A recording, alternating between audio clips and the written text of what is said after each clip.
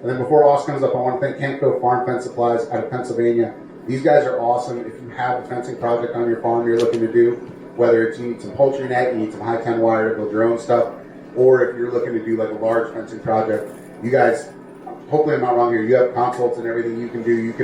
They can help you figure out your farm fence project from start to finish. So huge resource, and they're out and they're supporting small farmers like us. So let's give them a round of applause. Eli's got a raffle that they've been doing all weekend. He's going to announce the winner, and then Eli's going to hand it off to Aust. Thank you, sir. Hey, real quick, just thank you guys for being here. This is an awesome event. You guys are terrific people. Kevin and I have had a blast talking to you all and hearing your questions and talking about fence and the different operations you guys are running on your homestead. So really cool. Thanks for stopping by the booth. We were giving away this net. Our winner that we pulled earlier was Rob Moore from either Candia or Candia, New Hampshire. Where are we at? You were even bragging on yourself earlier that you were like, okay, right here, buddy. That's all for you. So thanks, man. We'll kick it over to Aust. Aust is going to round out the show here, so we'll clap it up for Aust. Woo!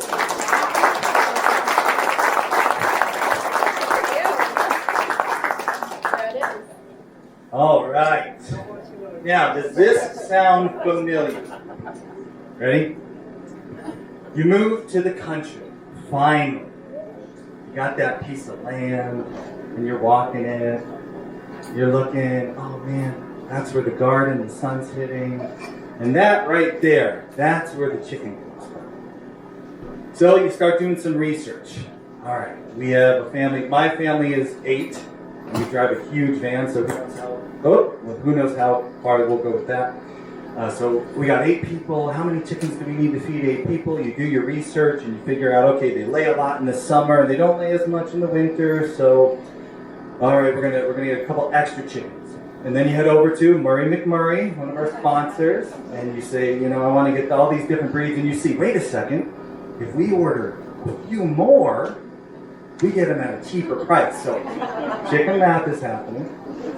So you order a few more chickens, and then they arrive, and you got your little chicks, and you're taking care of them, and you're so excited, and a couple of weeks go by, a couple of months, you set them out in the coop, and you're going out every day, like, okay, ready? No, maybe not, maybe 12 months. It's been exactly 4 months. It should be tomorrow. You got up the next day, not yet. Oh, maybe something's wrong. I call Murray McMurray, they sent me something wrong here. The next day, you look, you start, maybe this isn't going to happen. Hey, you got your first egg. You remember that moment, your first egg? Yeah. So you pull that egg out, and you're like, oh, Instagram. And then you go in your kitchen, Instagram. Your first farm fresh breakfast. You probably still have the picture on your Instagram account. You go back, hashtag farm fresh. So, then the next day you go out and there's a couple eggs. Somebody's really excited. Yes. And then you go out the next day and there's a couple more eggs. And a couple weeks go by and suddenly you realize chicken math happened. You have too many chickens. Well, hey, Ma, you guys want some chickens? Come on down and get some chickens. You call in your brother. Hey, you want some chickens? You're like, farm fresh eggs. You go to your neighbors because the rooster's making a lot of noise. Hi, hey, we just wanted to have you not call the town on us. Here's some farm fresh eggs. And before you know it, you've given everybody in your family, all your neighbors, farm fresh eggs, and you still have too many eggs.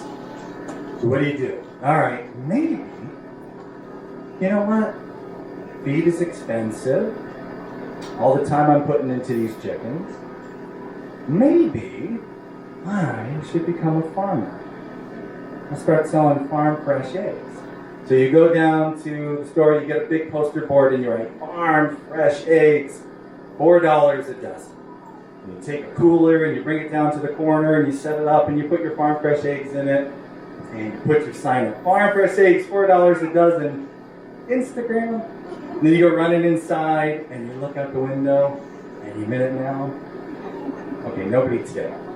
And the next day you wake up, you run down to the cooler. Oh, Still nothing. Okay. All right. Well, maybe I shouldn't become a farmer. A couple days go by, and you're just about ready to say, these eggs are rotten, I better pull them, let me replace it. And you open up the cooler, $4. You sold your first dozen. Congratulations, you're a farmer. Right? That easy. Who's had that experience? Let's see. Yeah, okay, all right. Now, put your hands back up if you've sold farm fresh eggs for at least $2 a dozen. $2 a dozen? Okay. How about 3? Can I get $3 a dozen? $4 a dozen? $5? Who's been asking 5? $6 a dozen. Come on, where are my Connecticut people at? $7 a dozen? Anybody? Only 1 6? Well, $6 a dozen is pretty good, so I'm all done. You teach us how you do it. We all either probably want to, if we're sitting under the tent right now, or many of us have tried to sell farm fresh eggs. And that is how our story kind of began. Me and my family, we lived that whole experience. We put the sign up, $4 a dozen at the end of the road. And, well, I'm here to tell you that I failed at that, and you shouldn't try to do that. Did I just pay a ticket to hear a talk about not being a farmer? Where's Jack? I gotta talk to him about this. Hold on, let me explain. I come from a long line of Martin men who have tried to stop farming. You see, my great-great-grandfather was neighbors. He was over in Vermont, and he had a big dairy farm in Vermont. And my grandfather, his dad didn't work much on the farm, but he grew up working on the family farm. Big dairy farm. Back then they milked by hand. No fancy milking machine like Kay showed you in our pictures. And it was hard work. And he knew probably about the age of 7, he was not going to be a farmer because he was sitting in the hay barn watching it burn down all around him. He was 7 years old and he was sneaking a cigarette. They don't make them like they used to.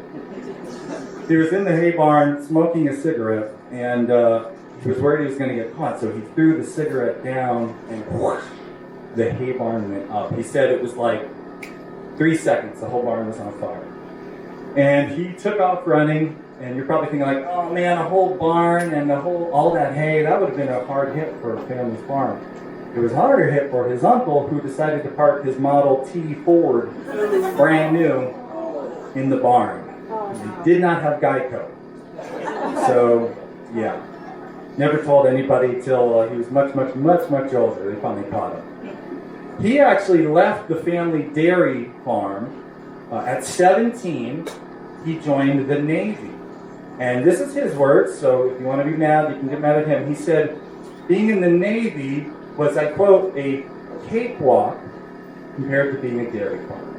It was much easier for him to go and join the Navy. He went off sailing on ships, and he never went back. And that's why I did not grow up as a neighbor on a dairy farm. Instead, I grew up in Connecticut, and I lived in town. And I didn't have any animals, zero experience with farming or homesteading. We had a couple of dogs. And when I was growing up, I did not want to be a farmer. My grandfather made sure I knew how hard it was. Instead, I wanted to be a paleontologist. That was first. Then I wanted to be an astronaut. Then about middle school, I wanted to be a late-night talk show host. Elaine was a big influence on me back then. And then the logical arc where that ends, I actually wound up being a septic installer. A complete sense of that. So if you think cleaning the chicken coop is nasty, standing knee-high in human manure is a different experience. So I went into septics, and I actually did that work, construction, for about 15 years with my father. And along that time, that little story I told at the beginning about getting some chickens, moving to the country, we were living this life, and we started selling eggs while I was still driving in as a full-time employee, still going, driving down to southern Connecticut, long hours in the commute, come home, take care of the chickens and the other farm chores. And that's when I decided it made perfect sense with zero experience, no idea what I was doing, and an unsuccessful egg business I was running, that I was going to become a farmer. So we started a farm business. I went and got an official LLC set up, and then we built the website. This is how you become a farmer, right? And we did the whole thing. We were going to do this. We had a slogan. We were going to be the farm next door. But I could see pretty quickly eggs was not going to work. Eggs was a losing battle. And there's a lot of reasons why when you try to sell eggs, it's a losing battle. So before we get into this farming and why farm and why you should not try to be a farmer, let's do a little definition here. So when you go and you sell some farm fresh eggs, right, or maybe you're selling pork, maybe you're selling chicken, in my world I like to define a farm as a business that is growing a product on a piece of land. It's a business first enterprise, right? So a farm is trying to make money growing, whether it's some kind of food, maybe it's some kind of energy product like they can grow firewood. But basically a farm is a business first, and they're producing these products. And the idea today is to convince you to not try to be a farmer, because again, it's very, very hard. The cards are stacked against it. But we're not going to sit here for 45 minutes to tell you what not to do. Don't worry, Jack. Don't worry. We're getting to the good part. So what we're going to talk about today is why you should, instead of trying to, as a homesteader, make money being a farmer, why you want to approach it a little bit differently and try to make money as a homesteader. And what's the difference between a homestead and a farm? Maybe there's a little technicality, but I like to separate the two because I think it has a lot of weight in how we choose what we're going to do on our property and how we're going to do it. So we already talked about what a farm is, a business looking to raise these products to make money on it. There's one huge difference with a homestead, and that's in the word homestead. It's where we live. It's our home. And for most of us, we probably didn't inherit a family farm. A lot of us start our first homestead. We get a little piece of property with a home on it, or maybe we build that home. And it is our home first. But now what's the difference between a home and a homestead? Well, we like to think of a home versus a homestead this way. A home is a place of consumption, right? The minute we go, especially here in New England, right? We were driving up, seeing properties for sale and acreage for sale and the prices of things around here. Back in Connecticut, the price of land in Connecticut and the price of homes is so expensive. So you buy a home, and right away you go a lot of times into debt for that home, so you got to pay for the debt of the home. And then your home needs to be heated, and your home needs to be cooled in the summer, and then you got to put paint on the walls. A home is constantly pulling money out of your wallet.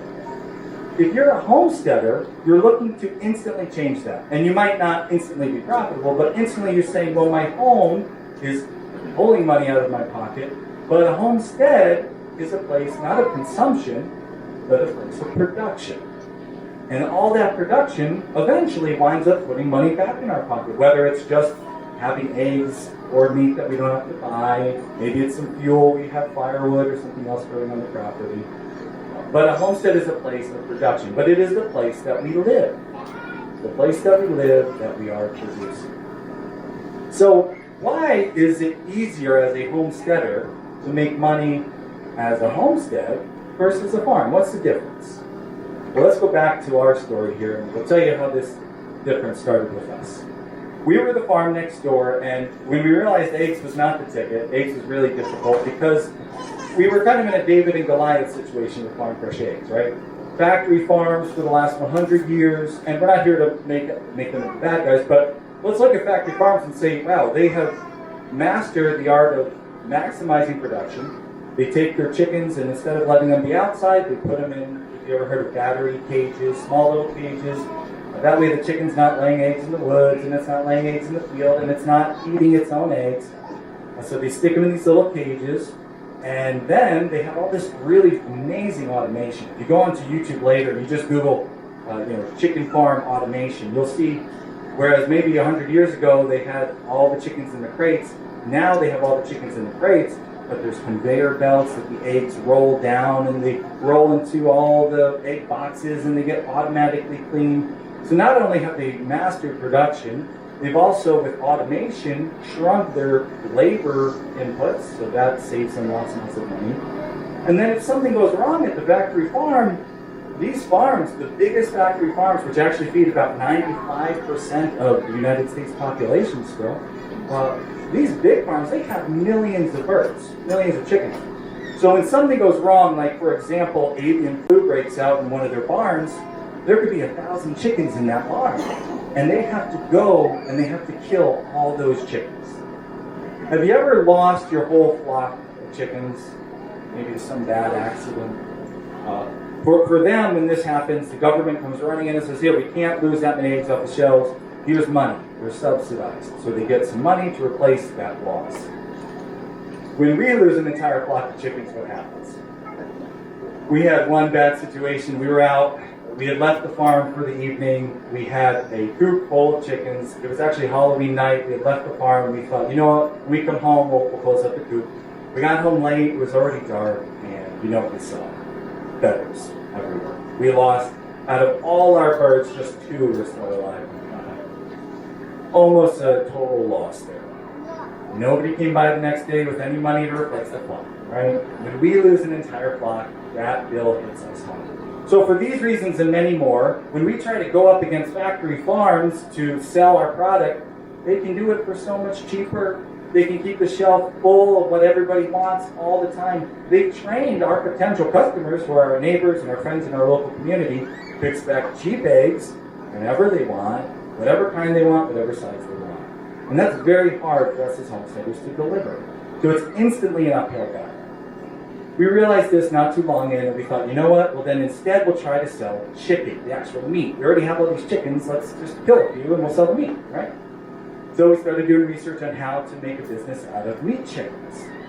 All right, so we're going to need some chicken tractors. We're going to need to move them around the property. And I started looking at different designs. And I actually came up at the time with the Homestead chicken tractor. And there's even a video on YouTube. Curious, anybody here ever built a Homestead chicken tractor? My son. I got excited for a second. No, it's okay. I get it.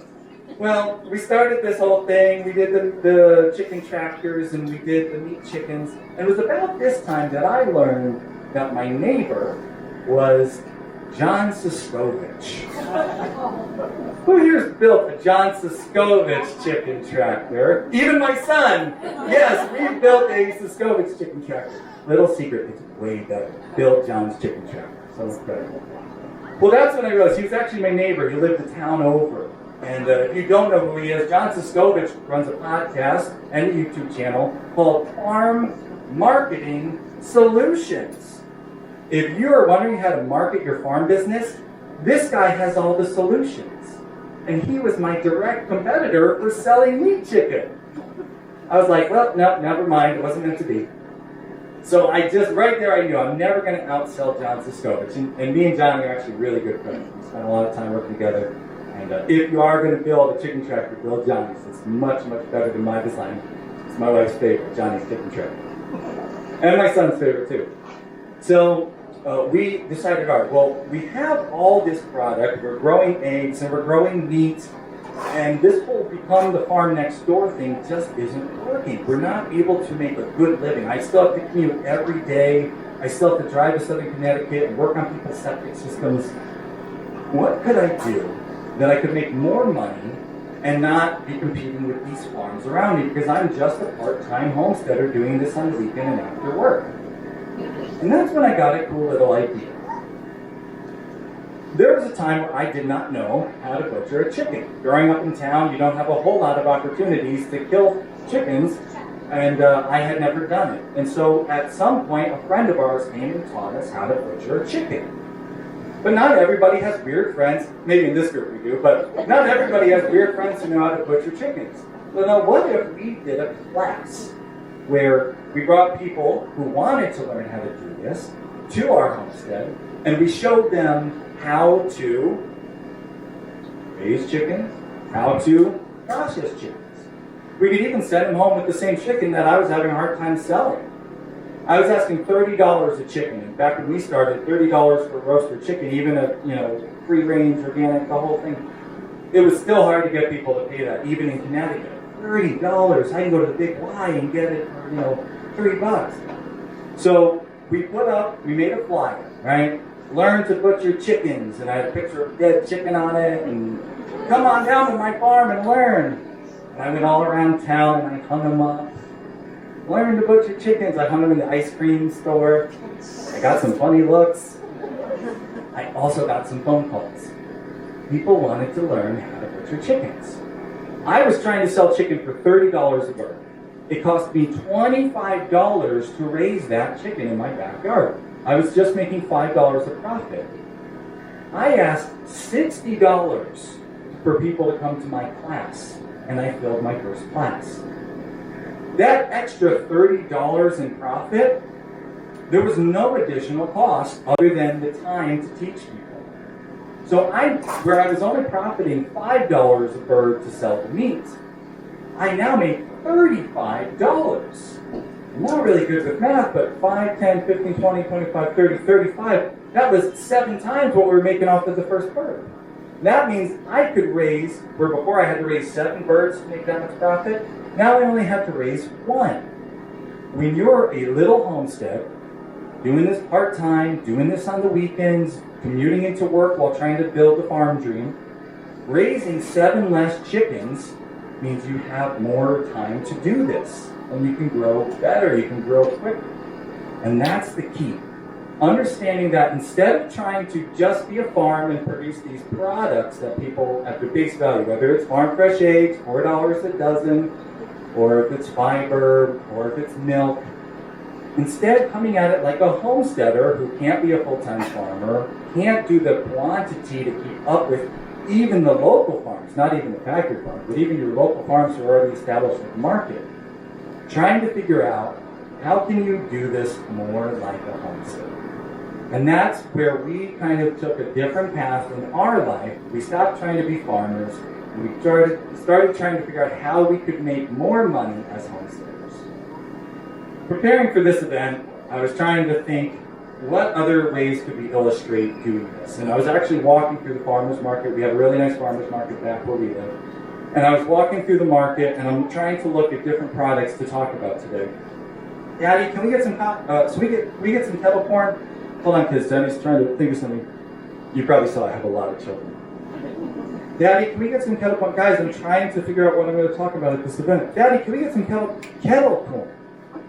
Kettle corn. The kettle corn guy is a master of making money, not as a farmer, but as a homestead.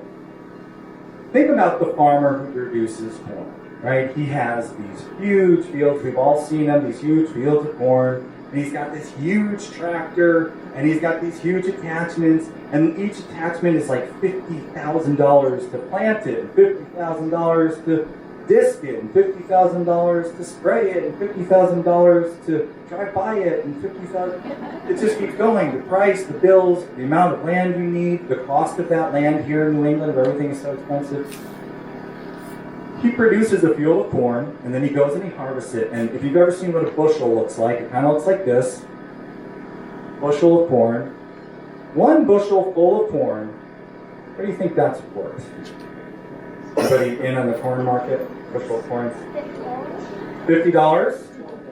You're going to be a good farmer. $7 when I checked last. Now it might have gone up. I checked a couple weeks ago with the way things have been. It might have gone up. And maybe it's different here, but where I checked, it was $7 for a bushel. So a bushel of corn, about $7. The kettle corn guy, he goes and he buys a bushel for $7. I don't know if he actually carries it all the way to the market. He puts it down.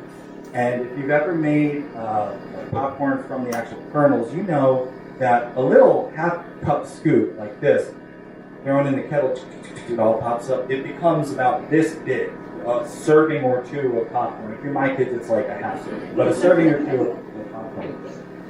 And my kids, when we walk, as you know now, when we walk past the kettle corn guy, kettle corn. And the kettle corn guy, he's really smart. He pops it throughout the whole market. You hear the sound, you smell it, and he bags it in these clear bags, and he dyes popcorn like rainbow colors. And of course parents are like, oh, food dyes, that's going to give my kid problems. And kids are like, rainbow! Daddy, can I have rainbow? And of course they take their hard-earned money from working on the farm, working on the homestead, and my kids buy themselves some kettle corn. And guess how much the kettle corn guy charges for that little scoop About this big of a serving size. Guess how much he charges for that? How'd you know? How do you guys go to the market I go to?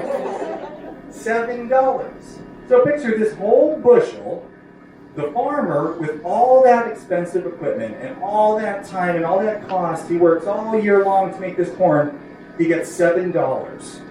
The kettle corn guy is making a killing off of that kettle corn. So what does he do? How can we redo this back at our homestead for not just kettle corn? Although if you're looking for a good business model, talk to your kettle corn guy. If you're taking notes, you can write this down. But if you're not taking notes, hopefully you'll remember it because it rhymes. The kettle corn guy adds heat, he makes it sweet, and he makes it look neat. That's the secret.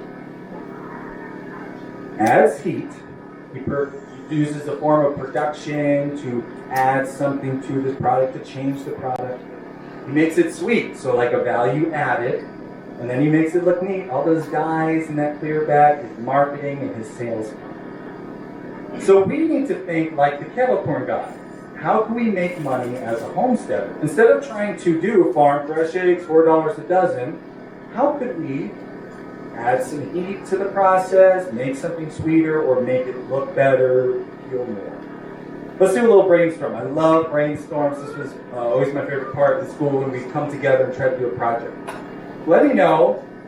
Go ahead and shout out. Raise a hand. We'll shout out. What is some product, farm product, you're producing right now in your homestead? Anybody throwing anything? Potatoes. Ooh. Adding heat to potatoes is a wonderful thing. Let's do that. So we're growing potatoes. Obviously, the farmer just grows potatoes, right? He sells potatoes. Do you actually sell potatoes yet? Okay. Okay. I would too. You're not getting any of my potatoes. So brainstorm here. Throw out some ideas if you have them. What can we do? Fry guy. Potatoes. So there's a perfect example, right? One potato. I don't even know what potatoes worth at the store. But I know what French fries cost because, like kettle corn, my kids really like French fries. Cardboard bowls. Cardboard bowl, $7. So you're going to take this one potato, which if you've grown potatoes, it's hard work. Maybe you do those cool towers. I've never tried that. That seems to make it easier. But there's a way to add heat. We added some heat. We turned it into a different product that we could charge more money for. Let's try another one. Who's got something else they're producing on their homestead? Another farm product. Quail eggs. Quail eggs. Okay, farm fresh eggs. But they're quail eggs, so this is good. This is a little different. Do you sell quail eggs? Yeah? Okay. So just as eggs. No. Ooh, we already had it. Yeah. What do you do for quail eggs? How do you sell them? Well, sometimes I incubate them. Incubating, adding So heat. there's heat. That's Sell good. babies. Sell the babies. Perfect. Sell breeding Breeding. groups. Yes, breeding as, groups. As they get older. That's a perfect example. Pickled quail eggs. Pickled quail eggs. That's Yeah, making heat it sweet, right? You put some sugar in the pickle. I love Oh, it. you have to. Yeah, Vinegar and sugar has to go. So incubating, adding heat, making it sweet, and maybe making it look neat. You have like cool looking quail, special looking quail, anything? Oh, yeah. All right, so if you eat quail, we know who to talk to. So these are ways where instead of trying to sell your neighbors quail eggs and they're going to go, those are just tiny eggs that are more expensive than regular eggs. Well, we're incubating quail. We're having breeding pairs. We're helping people. And that's a perfect example of how to make money, not as a farmer producing the basic product, but as a homesteader. Okay, so we got some good examples here. I have a friend who, if you don't know what we do at Homesteading, we do a podcast and we do a YouTube channel. And I started the podcast when I was actually still in construction. I was still driving into work every day. And I wanted to know, how can I do this full time? Because I'm so tired of working in the septic world and I'm tired of commuting. How can I do this with my family full time? And the farming thing wasn't working. So because I had a podcast, I thought, what if I just start interviewing people who have figured this out? And so through this podcast, I've been able to meet a lot of homesteaders who have gone full time, been able to make a full-time living off of their homestead. And somebody I want to tell you about who's just a master of this. Her name is Elaine. If you do like Instagram, you can right now or later after the show check out Old Homestead Alpacas. Say hi from Homesteading. Elaine, I actually met, she used to listen to our podcast. We did a class, How to Make Money Homesteading. This was when I was a little bit further along in the process and we could actually do this with the class. And she took the class because she was having a really hard time figuring out how to monetize her alpacas. Does anybody have alpacas? All right, don't get mad at me when I make fun of alpacas. Alpacas, they're a very expensive, kind of funny looking animal. No. My mom actually wants alpacas. She asked me the other day, I want to get alpacas. I was like, no, you don't. She had this beautiful farm with alpacas, and they were an expensive animal to take care of, but they were beautiful, and she loved them. He brought her so much happiness. And that's really why we get our animals in the first place, hopefully. But she couldn't figure out how to make money off of them, and she really wanted to, because she was in a bureaucratic job, a desk job. What kills a homestead dreamer more than sitting at a desk during these beautiful spring days? I wish I was out there with my funny animals. So she was like, how can I become a full-time homesteader? So she took this class we were doing, how to make money homesteading. And we talked a lot in this class about a thing called an MVP, a minimum viable product.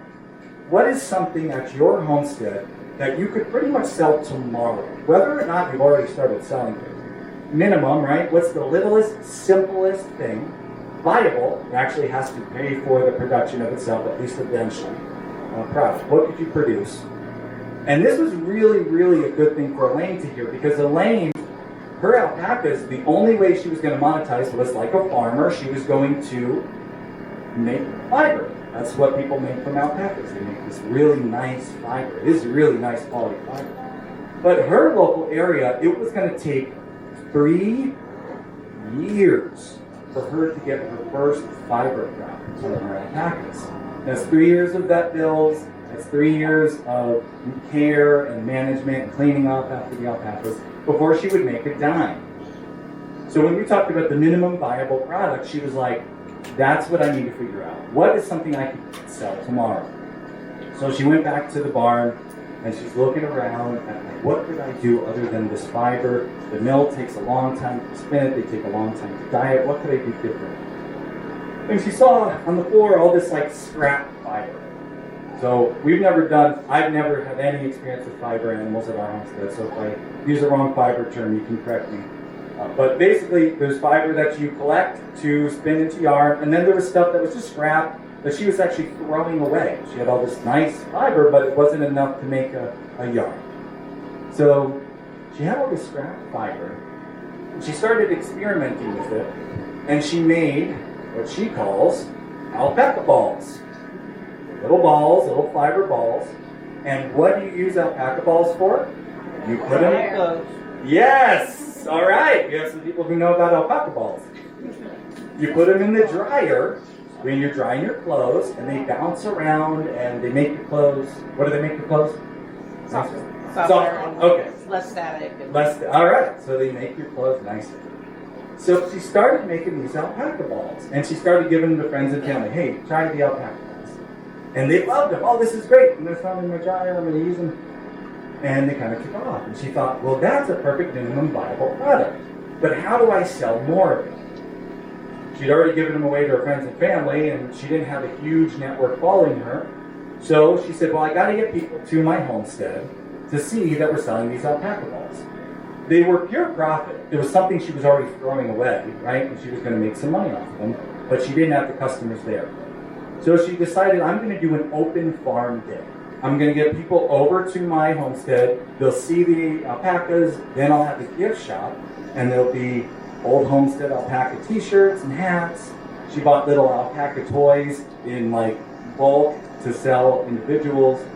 And then she had alpaca balls for sale. And of course that gets everybody's attention. Alpaca balls.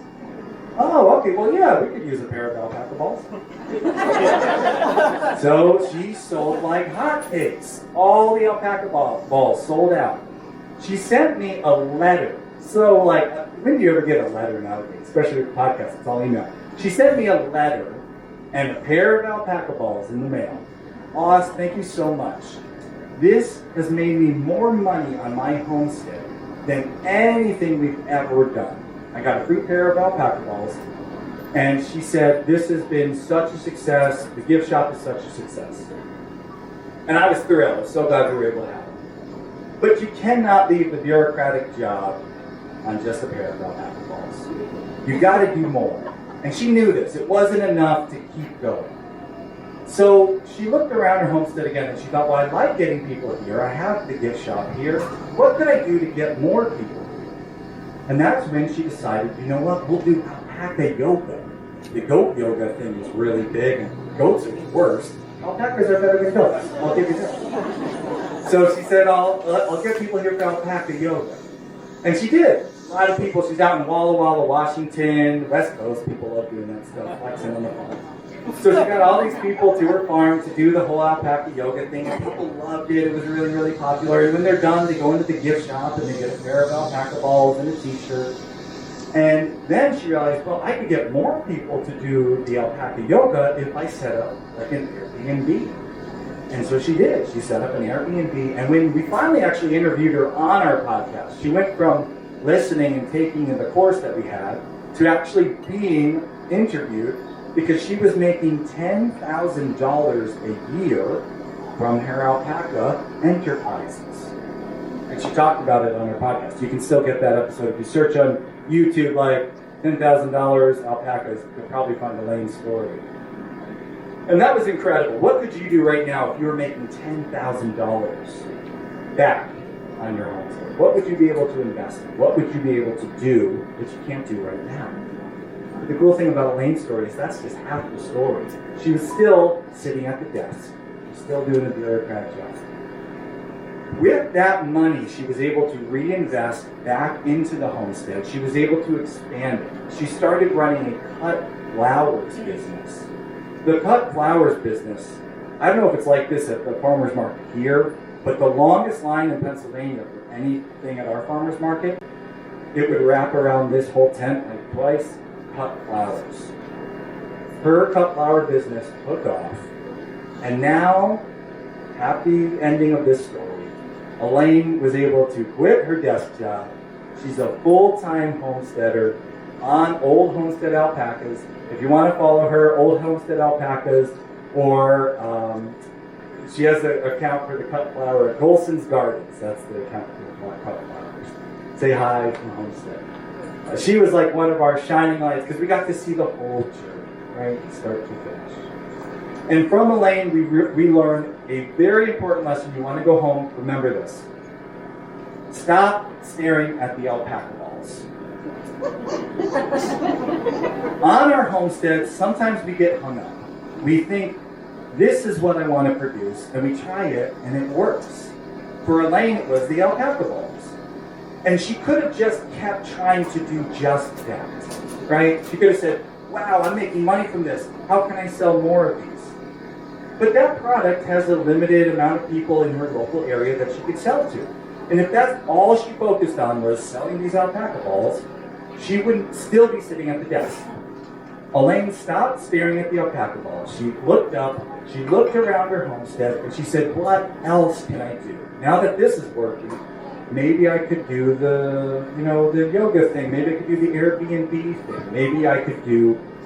And she put all these pieces together, all the way to the cut flower operation, so that she could go full-time. So if you want to be a full-time homesteader, and I know some of you do, because we were talking before this talk today with a couple different people saying, we're doing this, we're doing it, we're moving to the farm, we want to go full-time. Really cool stories at the beginning that we want to see make it all the way to that full-time mark at the end. You got to take a look around your homestead and not get hyper-focused on just one or two things, but rather, what else can I produce? So, what do I have that people don't have here at this homestead that maybe I could share? Either to get them just to it, to learn about our homestead, or for money. Do I have a beautiful pond that has nice fish in it that maybe people would pay to fish in? Do I have a beautiful patch of sunflowers people actually pay to come and take pictures? They don't even take sunflowers, they just take pictures. What could you do to get more from the homestead, right? Look up, look around.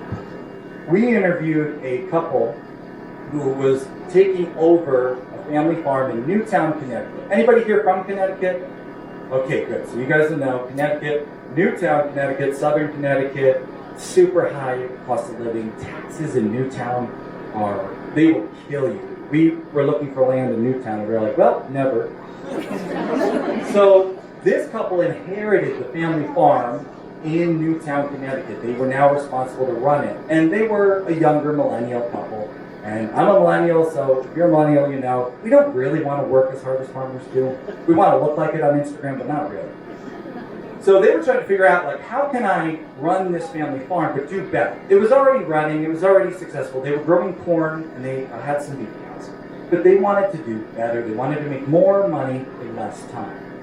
And so they looked at the cornfield, and they realized, you know, what we could do here, if we want to do better, is we could destroy about half the corn in this field. That's what they did. They took a big field of corn and they drove through with their mower and they destroyed about half the corn in the field and they made a corn maze. And they got people to that corn maze and moms and dads who, you know, are looking for something to keep the kids busy on a beautiful October day, looking for a pretty place to take Instagram pictures. We're paying $7 a head for the kids, and dad, who didn't even want to go through the corn maze, is going to pay $7 for this to get lost. That's what I said. We paid me to go to a corn maze. And then when you finally make it out of this horrible maze, you're starving. You've been in there for like 4 hours walking in circles. Oh God, there's donuts. Thank you. How much? I don't care. So you buy donuts and you buy cider, and they were making so much more money off of this little square than they ever would have selling a bushel of corn for $7 a bushel. And that's when they realized, well, we could do more like this and do better. So how do we get people back here, not just through the fall? How can we get people year-round to the farm? So they started doing parties, kids' parties, birthday parties, whatever they could do to get people onto the farm, kids on the farm, get people buying donuts. That did really, really well. And with that money, they were able to build a permanent pavilion. And I was actually interviewing them at the pavilion during my cousin's wedding. Podcast can never sleep. During the wedding, I was like, hold on, guys, I'll be right back. How are you doing this? Tell me all your secrets. So they told us during the wedding, while big family wedding was happening under the tent, they told us how they had built this wedding venue, and that was the most profitable thing their farm had had yet. Now, maybe you don't actually want people on your homestead physically. And a lot of us are not, I'm not, but my wife is an introvert, so I do know they exist. And so maybe we don't want people walking around our property. So don't rule out, if you want to share this with people, don't rule out social media, don't rule out YouTube, don't rule out podcasts. Share your story. If you don't want people right in your backyard, at least share it with the community in other ways. And we heard a lot about that yesterday, how we can tell our story, and that helps grow our farm. So, I know some of you are listening are saying, yes, this makes sense. I'm not going to try to be a farmer. I'm going to go this other route. I'm going to be like Elaine. I'm not going to do $4 a dozen farm fresh eggs anymore. But there are some of you here who came to this life on a mission. You heard about factory farms. You heard about battery hens. You thought, you know what, I want to give my chickens a better life. And they have a better life. And you wanted to change the food that we have available to us. And even though I'm sitting here telling you, don't be a farmer, don't sell meat products, don't sell egg products, you're saying, but I have to. We have to make a difference. Somebody's got to do it. Okay. You're as stubborn as a goat, just like me. But for those of you who still want to do it, there's a couple of rules of thumb to remember. We'll talk about one today. One thing to remember. If you do go out to the market, if you do go to the farmer's market, if you do put the sign on the curb, farm fresh eggs, $4 a dozen, if you are going to sell products, I can't talk you out of it. Make sure, don't commit the mistake that I think a lot of us do when we decide to sell farm fresh eggs, and we do it for a little while. We start to realize we're not making money off of farm fresh eggs. And people ask us, if you listen to the podcast, my accountant asks me all the time, Accountant Mike, farm fresh eggs, you're not making any money, why are you selling these? It's a lost leader, that's what people will say. It's a lost leader. It will get me customers for my other things. No more lost leaders. Little homesteads, just starting off, trying to change this Goliath system with our little farm and our little chickens. We cannot do it hurting ourselves by giving away product and losing money. The customers you're bringing in aren't supporting you. They're actually taking from you, and they don't even know, because you're not giving them a chance to support you by asking your product what it's actually worth. Think about it like this. if you go to the farmer's market and you see everybody's price for farm fresh eggs is $6, you go, oh, well, you know, I can do it for $5 to get some new customers. It's like what Billy did. Billy went to his farmer's market, and he was brand new at the market, and he wanted to sell his produce, so he set up a booth, and he looked down the row, and everybody is selling kind of the same things. Everybody's selling farm fresh eggs, everybody's selling alpaca balls, everybody's selling bushels of corn, and Billy's like, how am I going to get anybody to stop at my booth and become my customer? I'm brand new. So, how can I slow people down? I know, I'll bring Pup Pup. Everybody loves a Pup Pup, right? So Billy, next week, he gets his pup, and he says, you're coming with me to the market. And he, all right, Pup Pup's really well trained. Sit. And the market opens up, and everybody, oh, Pup Pup, hi, what's Pup? Oh, can I pet Pup Pup? Okay. And suddenly, Billy's talking, hey, check out, I got farm fresh eggs, $4 a dozen, and Billy's got some customers. Next week, he's all excited. Finally, has some customers. He gets to the market, and he looks down, what?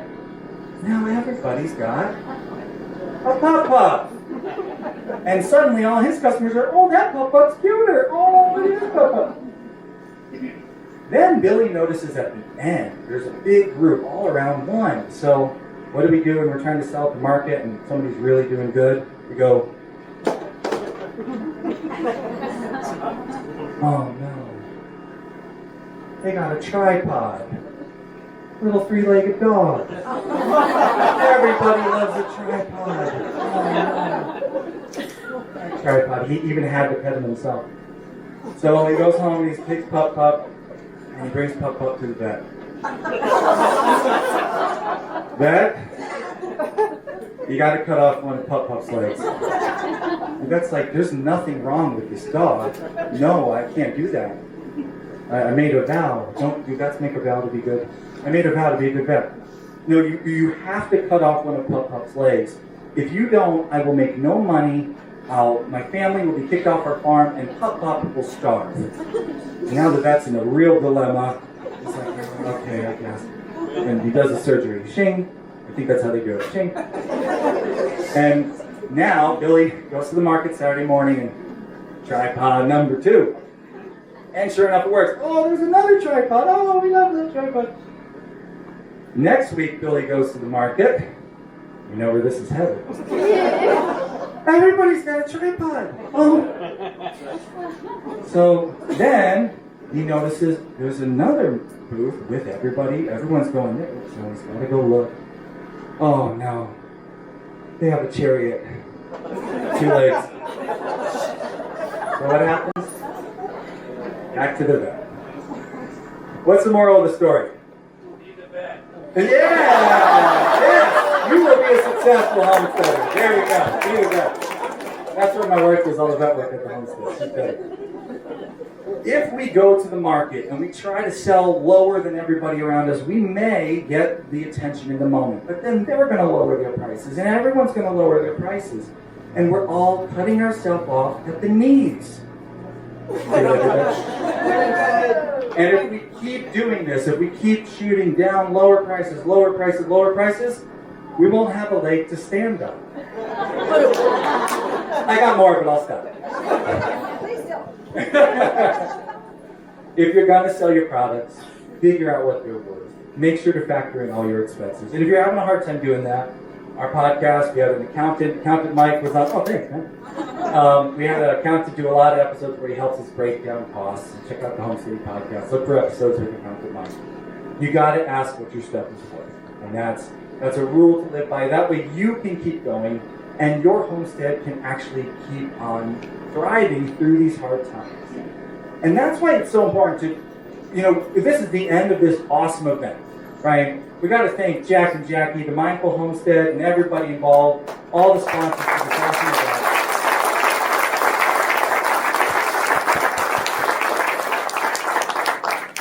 Why at the end of the day, on the last day, why are we actually talking about farm business? Why are we talking about, or better yet, homestead business? Why are we talking about making money as the thing to go home and remember, even if some of you haven't even started homestead?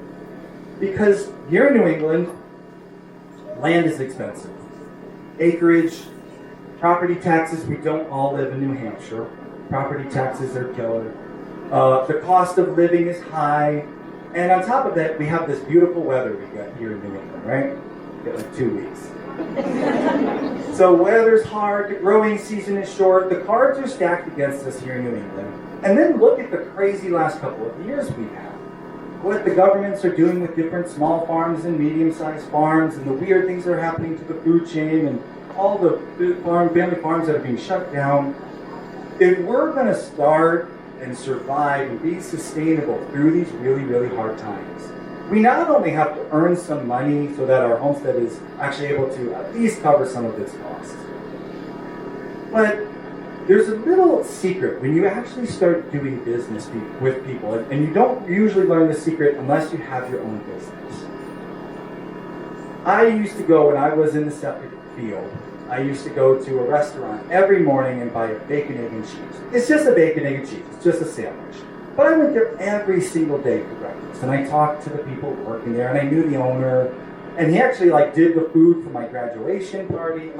He became a member in our community that we cared about. My dad, who's a big, tough, strong construction worker dude, called me a couple of months ago, right after, a couple of years of COVID, hammered this restaurant, O'Neill's, hammered it. He called me up, he said, "Oh, you're not going to believe what happened. I thought somebody in the family was dying. O'Neill's is shutting down." Tough, strong dad. He was on the verge of tears. I don't even know where I'm going to go for breakfast anymore. He and I cared about this random restaurant. We were saddened to hear it go. And unfortunately, despite my dad going in every day for breakfast, it was too late for this restaurant. When you do business with someone frequently, when someone comes to your homestead and they do alpaca yoga and they go to the gift shop and they get lost in the corn maze, they actually care about your homestead. It becomes a memory, a picture on Instagram that they look back on and say, "Oh, that was so nice." And if you go through hard times, your community will surround you and support you because they want you there. And in return, when times are hard, you'll be able to help them.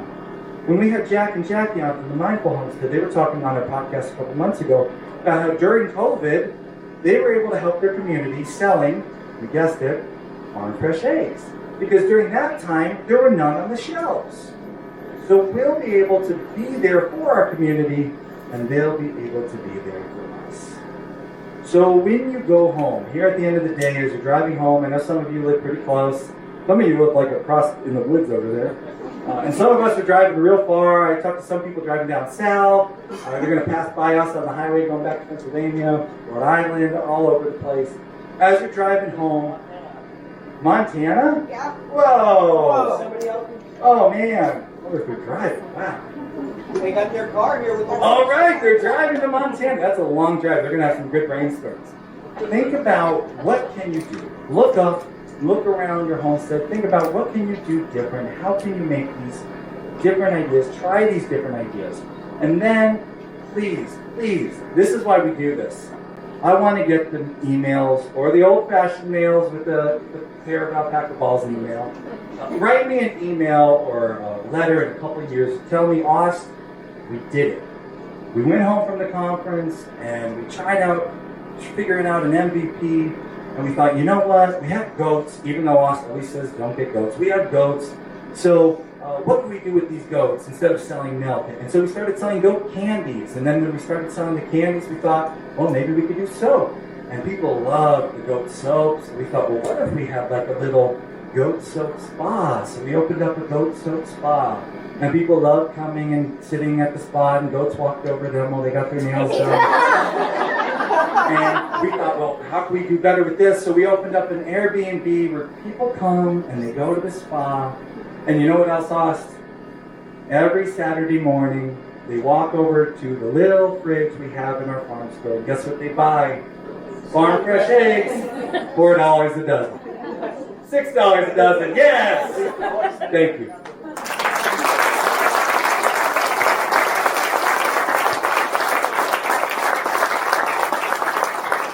I'm used to being a podcaster, so I'm used to, at this point, turning off the lights and walking out of the room.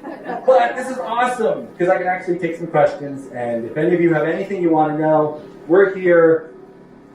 If you have a question, raise a hand, be happy to help. Quails.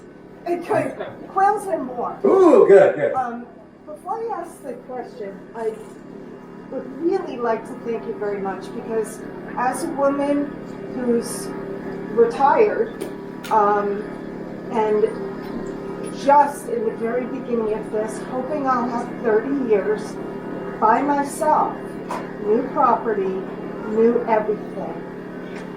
It took me almost a year to get to the point where, as a woman from my generation, to say, you know what, I have to raise my prices and I'm worth it. Awesome. And you, Awesome. Thank you. And you have just supported that decision that was not easy to come to. Not from lack of confidence as an individual, but as someone from a different generation getting into new ventures. Awesome. My question is, I'm at a point now where I've come up with the names, logos in the works. Ooh. What's the name? Big Tree Farm. Big Tree Farm, everybody. This is Fig. Oh, Pop Up is here with 4 legs. Big.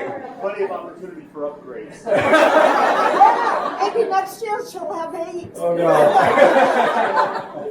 Actually, the upgrades will be in the form of puppies. Oh, good. Cross 4 fingers. legs, good. But I need to know now. I own a home outright, the land. Talking with friends about which attorneys would be good to hit up.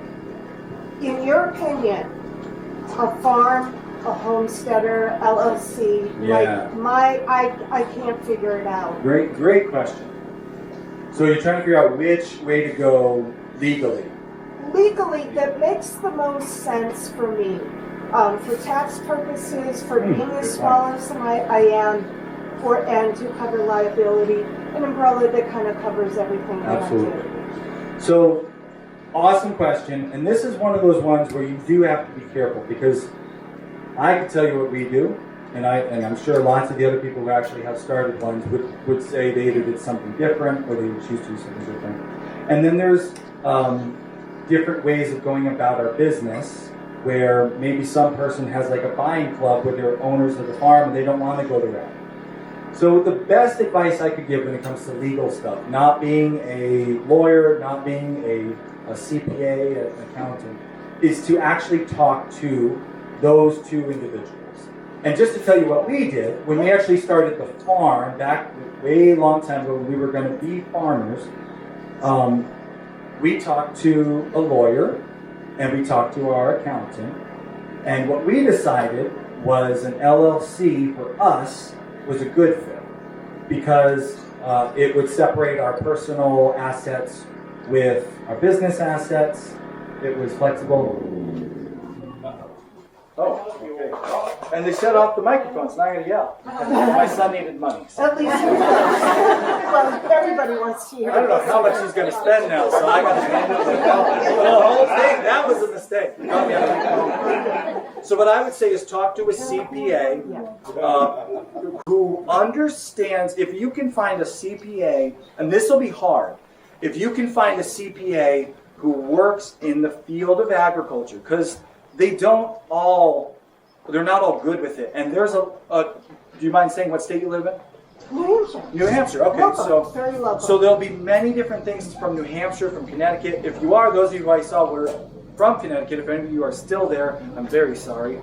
Leave, like we did. But if you are in Connecticut, we were actually able to save 6% on sales tax, being a LLC farm. We were able to save on our property tax, being a farm and business. So what you have to decide is my business big enough yet to warrant the cost of doing this, setting this up? As your business grows, you expand and open yourself up liability-wise. So if you're just selling to your friends and family, they're probably not going to sue. But if you grow big, eventually someone might get mad at you for something. There might be an issue. So they're the best people to talk about it with, and they'll find out from you what you scale, what you size.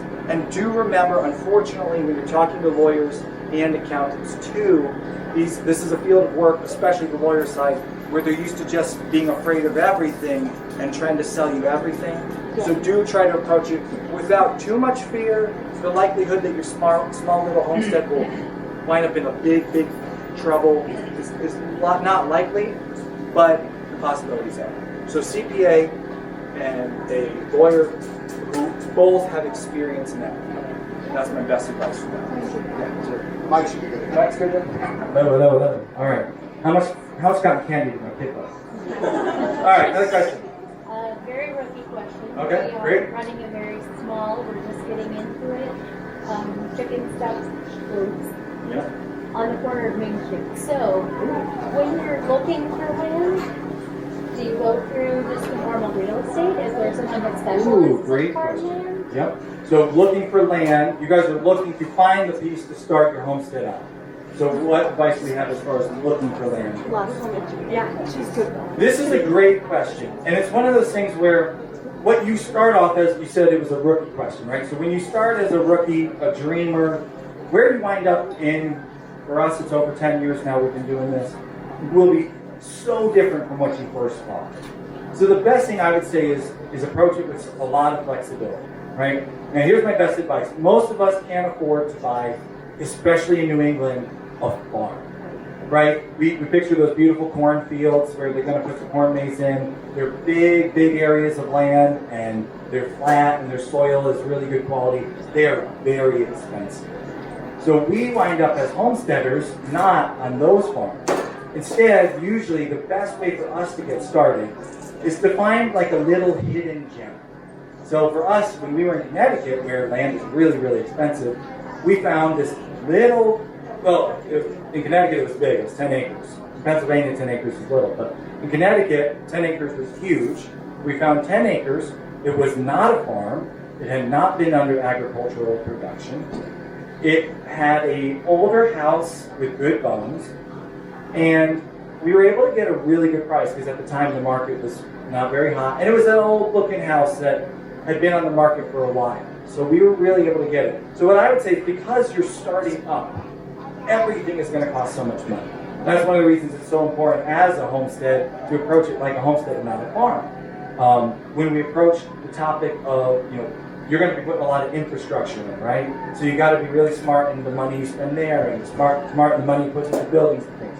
So look for odd pieces of land that don't look like farms. Maybe they're on like a little hillside or a mountain. Maybe they're completely wooded. But you're looking for like a diamond in the rough. So what would you look for in a diamond in the rough? Having an existing house is great. It's very expensive to build from scratch. A lot of us have that dream like we'd love to, but if you find something with a house that's better, if it has outbuildings and they're not falling down, you can use them, right? So finding something with at least something, the place we found had a house with good bones, needed some attention, but good bones, and then it had 3 little outbuildings that were falling down. But with a lot of things we deal with here in New England, one of the big things is red tape and zoning. Typically, if the structure's already up, you usually can repair it, and then it's not a big deal as far as compared to trying to build a new building. So if you can find enough acreage, you don't need as much as you think, especially going the route that we talked about today. We have a lot in less than a half an acre right now. Right, you guys are already doing it on less than half of an acre. So you think like, oh man, I'm going to be a farmer, I need 100 acres. But really, there are people here that we've talked to at the farmer's market and doing the podcast for years that have like 4 acres, 5 acres, and are just doing a killing off that. Now, if you want the extra land and you can afford it, awesome. But if you're looking for the diamond in the rough, a small little piece, and if you want to run a good homestead business, here's a great tip if you're thinking about doing this as a business. Try to find yourself a place on the fringe of a population. Obviously, we're not going to set up a nice homestead in the middle of town. You guys are on the corner of Maine. You can say, well, I'm sure it's a nice homestead, but not a big, right, what you're looking to change to. So if you come out of town, if you go too far in the boonies, now you're hauling all your goods a long ways. Nobody wants to come to your alpaca yoga thing because it's too long of a drive. If you can find a place on the fringe where maybe you're 15 minutes from a town with a higher population, there's your potential customers. There's maybe a nice house, not a new house, maybe it needs some help, but it's there, maybe an outbuilding or two, and it's not farmland, so you're not paying for premium pasture. And what you're going to do is, you're going to take what you've already learned doing your homestead on the corner of Maine, and you're going to apply that, and you're going to make it better. Every homestead we've ever been at for longer, well, both of them we've been at now for about 5 years, are so much better than when we arrived by just putting in that sweat equity and making it better. So look for a diamond in the rough, those elements, and obviously try to go under budget so you can afford all your chickens from Murray McMurray and your Kenco fencing and all that stuff. So remember, to start up and grow, you'll need a lot of infrastructure. So just factor that into the purchase. Yeah, Kristen. Have you been able to keep kind of the education thing going with your farm? Like I would imagine that like with chicken slaughtering or something, you kind of like reach the saturation point. Yeah. Learn that pretty quick. But Yes. have you been able to find like other things that you do in kind of that same method? Awesome question. Did I mention I have a podcast? So that's an awesome question. We did the chicken butcher classes, and then eventually all the weird people who want to kill chickens, who are like all of us, right? You run out of people who live close to you who want to do this. So that's a great question. So how do we tackle that problem of, well, we do these classes, but then we run out? First off, networking, right? So here we are today. We're with a bunch of people who are New England homesteaders. And Pennsylvania is practically New England, guys, so I'm there with you. We moved out of New England. We're here in spirit. Do some networking, right? What are you good at? And then what are you not good at? Who here is good at those other things, right? Is it, well, I'm good at chickens, but myself, I'm terrified of bees. But could I host? I already have all the people that came to the chicken class. Nobody else wants to do it. Big tip here. Anytime someone comes for anything, get their email, get them on an email list. The class that I talked about earlier that Elaine took, the Make Money Homesteading class, if you guys go to thisishomesteading.com, sign up to my email list, eventually you'll find your way there. We talk about email marketing in that class. Get everybody's email. Because now, everybody who is interested in butchering chickens, not everyone's going to come for these, but you have their emails. And you can fire out an email and say, hey everybody, remember how fun it was coming here for the chickens? Well now, so-and-so that I met here at the thing is going to teach a bee thing. And bring them on. Now, you might be seeing from that one experience, oh, nobody around here wanted to see bees. Or you might find out, whoa, everybody here likes bees. Now you have an idea of another direction to head your homestead in, and other ways to help your local area, knowing people are interested in this. So just networking, getting some new people on. Another thing you could do to keep expanding that education is capturing the content that you're making in person. That's actually why I'm here today. We did the chicken butcher course, and we ran through everybody locally who wanted to do it. And then no one else wanted to kill chickens around me. Shame. So I was like, well, maybe if I started a podcast, I could let more people know about what we're doing on the farm and sell more seats to my chicken classes. So I started on the digital route of, well, I could help teach people with the podcast. And that led to the YouTube channel. And now, the way that me and Kay are full-time homesteaders is primarily through the business we run through our content, whether that's podcasts or YouTube. So, digitizing your education, and the best advice I have for that is, a lot of people are doing this, right? A lot of people are starting. I met today so many people who are starting and they're starting YouTube channels. And I love that. They're starting YouTube channels, they're starting podcasts. Because there's a lot of people doing it, you might not ever get to a point where you're doing it full time just from that. I actually, if I was just a YouTuber, people are, oh, I'm a YouTuber. I never say I'm a YouTuber because I don't live off of what I make from YouTube. YouTube is a part of our income, but we don't make enough. You guys saw all those kids I have buying cotton candy.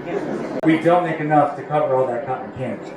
So we have to do other things. So what I would suggest is if you're going to digitize any education, get super deep in what you teach, right? We have the Make Money Homesteading course, which is that's super specific, right? It's what I've learned over the years from interviewing literally hundreds of different people who've done this. I bring their gifts to this course, what our experience I brought to it. So that's one thing I'm really good at. Kay, my wife, she would be teaching the family milk cow in-depth course. And so the better you are at a thing, instead of trying to do just kind of a vague, like we'll teach you a little bit of everything, find a couple things you're really good at, and then take them online. Try to sell them in different ways, repackage them. And then, okay, so the other thing is, like we talked about with Elaine, right? You have the courses which are bringing people onto your homestead. You're teaching them. You've networked. You tried different courses. Maybe you tried digitizing it. One other thing you can do is just, again, look up, stop staring at the alpaca balls, look up, look around and say, they're here for the class, or I have their email. What else can we provide? McDonald's is a master at this. We talk about this in our course. Would you like fries with that? Right? Would you like fries with that? Potato guy, right? Would you like fries with that? Of course, I love French fries. Even from McDonald's, don't tell anybody, but I like French fries. So, would you like fries with that? What can you ask people when they're already there? Hey, by the way, before you leave, would you like this? So when you sell one seat at a class, double up. What we used to do with the chicken butcher class, as I saw this problem happening, people are stopping doing this, I bought all the equipment in bulk, and then I started selling the package of equipment. I bought it wholesale, and then I sold it retail to the people there in the class. So it was like, well, it's $60 to take this course, and today you can buy your at-home butcher kit for chickens for $30 extra. So adding in those add-ons to make the most of it. But ultimately that's such a good question. Whatever we do, eventually you've kind of saturated your market. You will have to keep changing. And that's why we see big successful businesses who huge successful businesses, they're always bringing new stuff, right? We stopped on the way up at like a Panera to grab a bite to eat. And I didn't recognize half the things on the menu, right? Panera's been around for a while. It's because they keep providing new options. So do keep thinking, what am I going to do next? Because this won't last forever. So, did that help? Yeah, thank you. All right, good. Yes, that's over here. So you mentioned finding that little hole in the wall good spot. Diamond in the rough. Yeah, you mentioned earlier on giving your neighbors the eggs so you don't miss Yeah. So I'm thinking if you end up in one of those spots where it's your dream to turn that land into your homestead, it might have been your neighbor's dream to live in this place where there's nothing around there were no goats. Exactly. Yeah, so I'm just curious if you have any tips on just how to make people happy. Are you asking for a friend? What? Are you asking for a friend? Luckily we have cool neighbors and they're kind of helping us a little bit already with some projects and land management. So we're very hesitant to mention the animals. Yeah, okay. It's a whole new Awesome question. So the question was if you have neighbors who aren't as excited about your new goats as you are, right? Okay, so good thing and this actually goes back to looking for land, right? Good thing to remember when we're looking for the diamond in the rough. Zoning can be a big dream killer. You can ruin your dream the day you close on a property because you didn't realize that particular piece of property you actually legally cannot have what you're dreaming of having. When we were looking in Connecticut, we found my dad had 2 acres. He was like, you can have it. Have the 2 acres. You guys can build a nice little farm on 2 acres. And we thought about, oh man, 2-3 acres, that sounds great. So we went into the zoning office and we looked at the material and we found on 2 acres, legally we could not own chickens. On 2 acres. Oh, red tape gets me so mad. So we couldn't do it. We actually could not move to that property because we were like, well, this is a deal breaker. We want more than chickens, so this was not more. So before you go, if you still have the chance before you bought the property, sometimes it's an acreage amount. Sometimes it's if you have 100 acres, you can do whatever you want. Sometimes it's 10, sometimes it's 5. So look into the zoning laws before you ruin your dream before it even starts. Because if you have a neighbor who doesn't love your goats, and it's illegal to have them, guess who's going to turn you into the Department of Making You Sad? If anybody listens to Jack Spirko, that's a Jack Spirko quote. I love that quote. Department of Making You Sad. So they'll turn you in and there'll be nothing you can do. The police will show up and be like, you've got to get rid of your goats or we'll arrest you. As much as I love enforcing not owning goats, there's nothing you're going to be able to do. Yeah. On the other side of that, the ag, if you're in the ag district, because that comes with the other side of that, because your protections. True. So if you have somebody come in and say, no, you can't do that. Well, no, That's actually a good point. So that's a good point, and that's something for people to look into who are already where they are or looking to go somewhere. Is sometimes, and I was talking to somebody earlier who was saying they're looking into where they live. If they become officially farmland, they can do so many more things. So avoid breaking the law because your people will turn you in, and that's a bummer. And they can show up and find you and the whole thing. Because of the podcast, we've talked to people who tell the craziest stories of like their ducks almost got them in prison. So like they'll do it. They love doing it. So find a place where you know you're operating within the means of the law. Now, if you have the law on your side and your neighbor's cranky, oh well, they're cranky, right? You have the law on your side. But it's still nice to try, because on a homestead we want to do all kinds of cool stuff. It's best to have a good relationship with your neighbor. That doesn't mean they have the right to like say, hey, I don't like goats and you shouldn't own goats. But what are some things we can do early on to like build up this relationship, right? So that's why in my story there I talked about like bring your neighbors farm fresh eggs. Because if they like farm fresh eggs and you become their dealer, right? They don't want to see you go away. So whatever we can do early on to establish some nice, and this is cool, when we were in Connecticut, our neighbors across the street, the reason I joke about alpacas, we lived across the street from an alpaca farm. One day I was sitting on my computer and I looked out the window and I said to Kay, I said, oh look, they're having an alpaca parade. And Kay said, we live in the middle of nowhere. I'm pretty sure that's not a parade. I was a new country boy at the time. I'm pretty sure those alpacas just escaped. They were running down the road, but they were all in like single file, like, hey, so it was not an alpaca parade. They did escape. So we lived across the road from an alpaca. They did yoga. It was literally like the alpaca yoga studio thing. They were vegans. Nothing wrong with vegans, if anybody's vegan here. But they were vegans, and we were doing how to butcher chicken classes. Like from where they could see from their window. And this is where you cut the chicken. So that's kind of like scary waters, right? We were both had plenty of land. We could do whatever we wanted. But they didn't love that, and we didn't love that. Everybody had the law on their side. We could do whatever we wanted. We weren't breaking any rules. We worked really, really hard to try to cooperate, try to be friendly, try to help.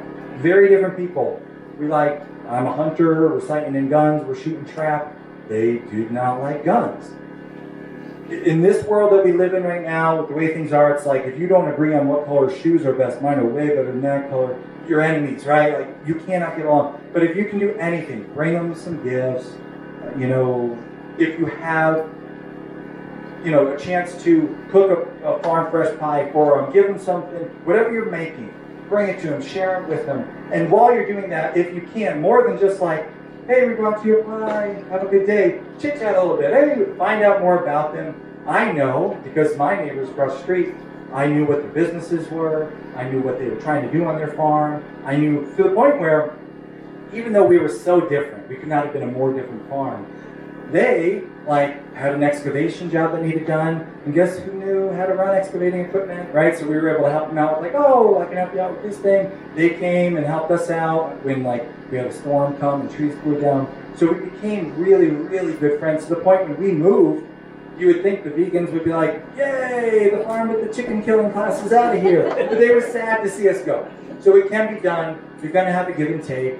Make sure the law's on your side, and if it's not, if you can't have chickens, maybe you can have pigeons or something. So try to figure out, whatever way, the law is the law, and then you can work around it in whatever way you can. Find a way to do that, and then try your best to just make peace, because they can make your life a nightmare. So, helpful? Yeah. And just so everybody knows, I asked Jack permission. It was 15 minutes for questions, but I'd love to answer all the questions that are here. So if you're waiting for me to say, well done, I love talking, so I won't. So you won't hurt my feelings if you do have to go, but I'd like to make sure we cover as many questions as we can while I'm here today. So, more questions? Yes? I tried to do a farmer's market this Cool. year for the first time, but my husband found out that my town is very seasonal. We have a lot of snowbirds. Ah. People come from like Massachusetts and stuff and stay for the summer or a weekend or whatever. And so I was doing plant starts and probably should have brought in the scope of what I was bringing, but you know, not a lot of people have vegetable gardens when they're coming up for summer camp, and most of the farmers market was just crafts. Okay. So I'm not sure. Like, I don't really want to travel too far, but I'm not sure. There was a couple people. There's some people selling meat and like a couple other plants and stuff. Yeah. But I don't know if you kind of think it would be worth trying to stick with that market and grow that economy there, or if it's just kind of better to look for a more farmer-oriented farmers market. That's a good question. The question is, the farmer's market wasn't a great fit at first. Should we really invest more time into making it better, or try to jump ship and do something different? And with specifics on, there's a lot of snowbirds. What state? You mind sharing? New Hampshire. Oh, New Hampshire. Okay. Yeah. All right. I'm right next to a big lake. Oh, lake, yeah. So there's a lot of people. So that come. people come, what season? They're coming for summer? Yeah. Okay, so they're coming for summer and then they're gone. So what I would say, again, we go back to like, this is a David and Goliath thing. Our little homesteads are the little tiny David against the world and everything it's going to be thrown at you. And for this to work, I mean, the sad truth is we have a big full tent of, maybe 200 people here, and probably if 20 of these do it, I would be like, yes, 20 did it, right? It's hard to make it work. So what I would say is focus on what works for you first. I hate sitting at a farmer's market. I don't want to bring Pup-Pup to the farmer's market. I want to be on my farm with my kids. So for me, if I was you and I said, should I invest more time into this dying market? The market was supposed to be your venue to make this work. And instead you're like, oh man, this market needs help, right?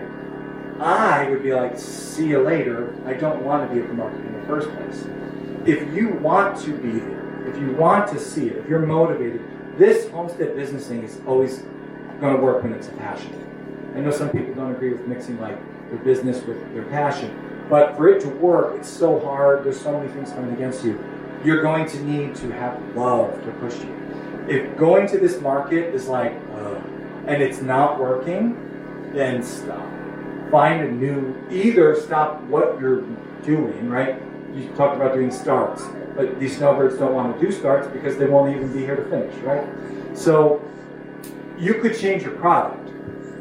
What do snowbirds who are at this farmer's market want? You said it's mostly crafts, right? I don't like doing crafts. Do you like doing crafts? A little bit, yeah. A little bit. So if you wanted to, but it's already saturated with Yeah. crafts, right? $4 eggs. So, For what? $4 eggs, yes. no. Like rabbits. Where are those places in Newfoundland? Near Plymouth, like between Plymouth and Bristol. Is it possible to find a farmer's market that runs year round? I don't.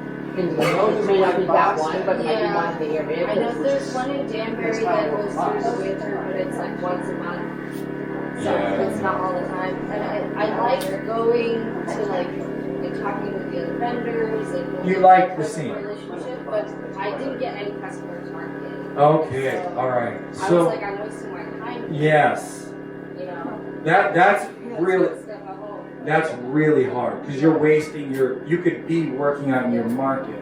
Do you enjoy doing like social media stuff and digital stuff? Sort of. Sort of. I'm not. I started a podcast, but I'm Oh, not cool. very good Plug it. What's it called? talking. Like in our homestead podcast. What has it spelled? HEGENER. It's really bad right now. Hey, the first ones are always awful. Yeah. Speaking from experience. Working on it, but That's awesome. What I would say, the best advice that I could give here, you know, like just with a few little inputs here, is really just focus on what you enjoy. I probably should have put that into my outline. Come back. Because ultimately it's true, like all of us cannot do this full time. It will not work for all of us. So if you enjoy it, right? If you actually like going to the market and it's a little flat, you could be the pup. You could be the person at the market who makes it more fun, right? You could be the person that people are excited to see.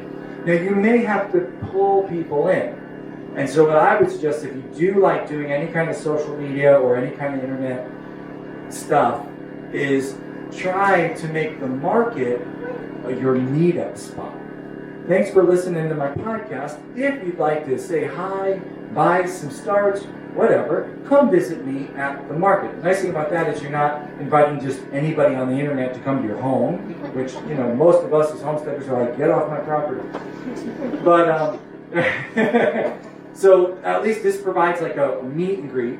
Now that might take a long time to actually pay off, but if you love being at the market and you want to see it do better and you're already going to go, use it as your meeting place. We used to see certain booths at the market who had like long lines, and we learned that was their pickup for all their existing customers. Now what happens is they're coming to the market to pick up their stuff. You're sharing those customers, which, you know, we might sometimes think about that as a bad thing, but usually with small farms and like farmers markets, usually it's a good thing to get more people, because then you have a better market, more people will come, and a better market, more people come, rising tide. So I would say, if you like the idea of the market and you're willing to be part of that change, start pulling more people to meet you there. If people want to buy from you, make that the one chance. That will mean, instead of a waste of time, do people right now buy stuff from you at your farm? No, I was going to set up like a little farm stand and Yeah. stuff, but my Is there a lot of farm traffic? got overrun. Yeah. Like, I can't even deal with it right now. So I would make that your, if you like the market idea, I would make that your one place. You can buy from me every Saturday at the market. Bring people to it. Make plans to meet your customers there. Make that your one thing. And sometimes limiting gets your potential customers. This is a nice tip. Like anytime if you say like, I'm always open for business, please buy $4 a dozen eggs. Okay, someday I'll stop by. If you tell people, Absolutely. I only sell once a month on this Saturday. If you're not there, I'm gone. There's a bakery by us. They open one day a week. They make the best sourdough in all of Pennsylvania. It's so good. They open one day a week. And you know they have a mailing list. The minute that thing comes out, Kay's like, what's on this week? What do we want? This, go. Because of that, it's just there for that one day. Scarcity, yes, thank you, because I could not think of the word. I was beating around it. So make that your thing. Now, if you don't love the market, jump ship and find a different way or a different product. Yeah. That would I be think just thought of maybe doing like a bigger pot and have like 3 lettuce plants or a bunch of fruits. Yeah. Like that instead, something they can have on their patio. Yeah, something they could take home. Yeah. Portable, That yeah. might work better. What? That's a cool idea. Yeah, even instead of just starch, if you did like patio tomatoes or something, Yes. you can buy the plant and then they have like a couple months to let it grow, and like, you know, a determinate tomato, it's gonna do its thing, and then that's it, and they don't have to worry about bringing it back to wherever. So like cool. Fisher gardens or something like that. Like, you take that to non-relational where it comes. But the other thing I was going to say too is like, check with who's organizing that thing, because maybe it's somebody that's been doing it for 20 years and they're just tired of it. Yeah, great tip. I don't know if I have the time. No, I'm not saying, but I'm saying like see what like you know, if it's you know something that they may just be tired of it, or maybe they just only know crops and they don't know anything about. You know. I mean, the upside with this market is that they're very locally, and so there's like no regulation or anything That's like cool. that. Yeah. Always good. So that's nice. Yes. They're like, We hate oh, regulations. like- Look for your guy. No, I know. So that Yeah. So I tried to promote it a little bit, but I haven't quite fully established the super well Yeah. I like this idea. You could even, because you'd have to educate your potential customer. If you have, call them like snowbird gardens. Like talk to them. Because they might not know like that's a potted tomato and I can take it home. But maybe if you put up a sign like, hey snowbirds, have a little mini garden, and then like ask premium for it. Tomatoes all year long. Yeah, tomatoes. Take your tomatoes back wherever you're from. That might be a cool thing too. That's a challenging one, but yeah. That's it. I was just gonna say the biggest thing is like marketing it, getting it out in the community, whether it's Facebook, newspaper, however you have to do it. Because some of us, no offense to any crafters, but some of us actually go to the market looking for produce and looking for things that we haven't grown, and all we get is crafts or candles or whatever. So we look for that, and if it's clearly marked and we know it's there, we've driven 30, 45 minutes to go there because that's a product that we want. We're going to buy all your crap. Also, don't be afraid to barter because even though we're here to learn how to make money, I mean, being an electrician, we have. Oh, nice. What? You're an electrician? Yeah. You want to come visit PA for a week or two? I mean, we have bartered for products or whatever we can. That's a great.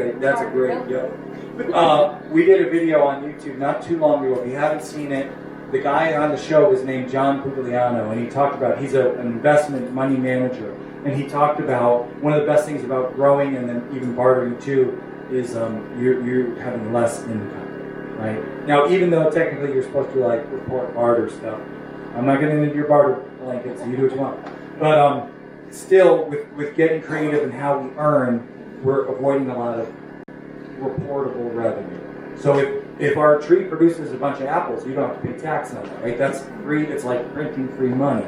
So that's a great tip, is whatever ways you can be creative and, hey, you grow this, I grow that. That's a really good We thing. need something painted or fixed and they need some electrical work. Figure something out. Always be open to that. Such a good tip. And networking, the power of networking. I mean, one of the reasons when Jack asked me to come do this thing, like we were, my sister just celebrated her 10th anniversary. We were booked. We were like going, that's why we weren't here yesterday. But I wanted so bad to come. And when he told me, well, we're doing Sunday too, I was like, yay! Because this is what's so important, even off of the internet. We're YouTube and podcast. But this, meeting your local people who actually can, maybe at your market, it needs some life. You said it's mostly crafters. Are there other farms in your area that maybe they don't even go, but you could network with them and say, hey, I don't grow this, but I'm there at the market. So if you have, starts to sell, maybe you could also be a salesperson for other people's farms. Say, hey, I have my starts, and this is maple syrup from so-and-so's farm, and this is, beef from the other farm, and maybe that way you make a little bit more bang for your time there, bang for your buck, but then you also, where you don't maybe produce beef, someone who was gonna buy beef, a snowbird who wants a nice steak, you then say, oh, you're a snowbird. Hey, bird up, you're a snowbird.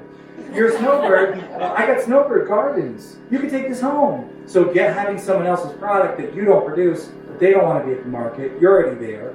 You get a new customer. Maybe you only make a little bit because you're selling someone else's product, but then they buy the stuff you are making. And you made a connection. And you've made a connection. And that's why I wanted to support this event so much, is so much of us making this work is our connections. I talked about John Siskovich before, and he was like my nemesis at the time. Like, John Siskovich is my neighbor.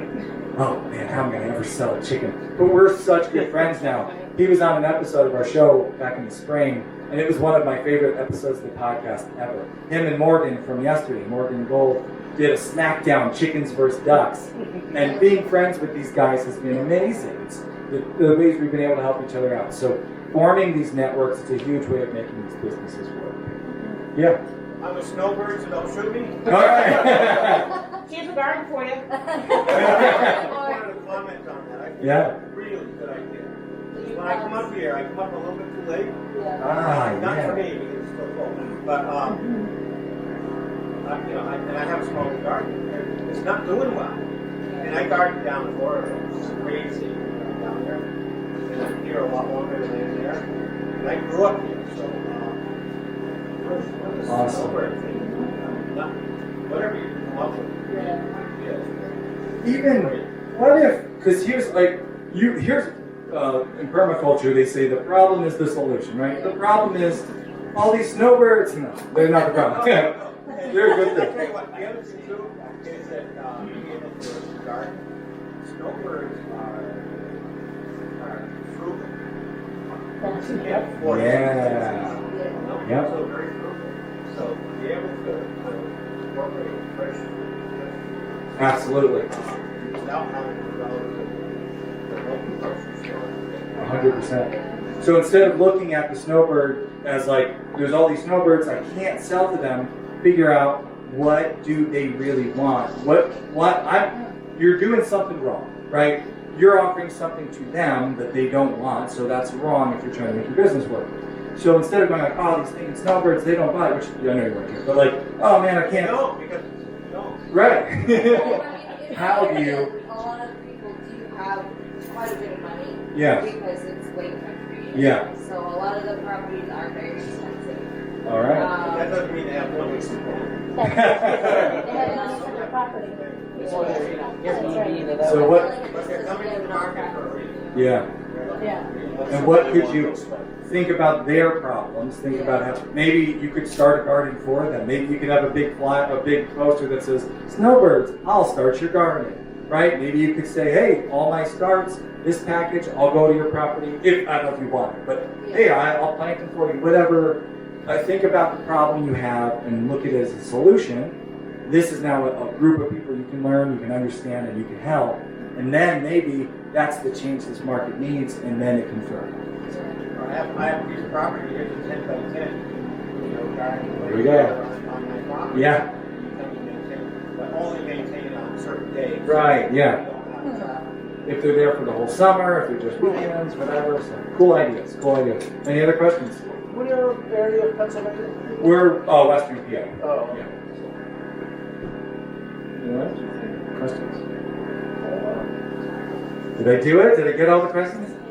Thank you all so much. This was awesome. We never get to podcast and talk to people. It's always like, what did they think of the episode? I never know. Thank you guys so much.